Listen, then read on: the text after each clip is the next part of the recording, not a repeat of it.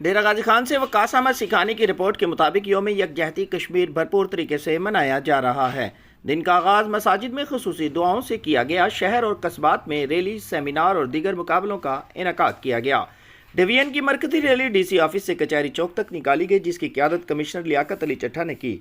MPA doctor Shaina Karim Khosa, साबिक सदर bar Ruqaiya Ramzan advocate, political assistant Muhammad Ikram Malik, ADC finance Saifur Rahman के अलावा दीगर अफीसरान, मुलाजमीन, civil defence, scout, boy scouts, transporters, ताजिर बिरादरी, सिविल सोसाइटी से मर्द, ख़वातीन और बच्चों ने शिरकत की। शुरका ने कौमी और कश्मीर के परचम उठाए हुए थे। कश्मीरी शहदा की तस्वीर, नारों और आज़ादी के अल्फाज पर मुश्तमिल पैनाफ्लेक्स और बैनर्स भी अवेजा थे।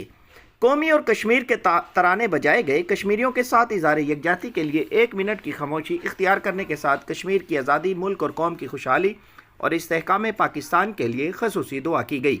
कमिश्नर डेरा गाजी खान डिवीजन लियाकत अली चट्ठा ने यौम यकजहती कश्मीर की डिवीजनल मरकजी रैली की क़यादत करते हुए कहा कि कश्मीरी शहदा का खून ज़रूर लंघलाएगा।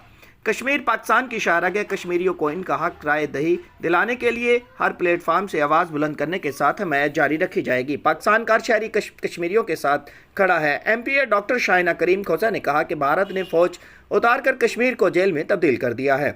कश्मीरियों के हकूक़ सलब कर दिए गए हैं। इंसानी हकूक़ की पामाली की जारी ही है।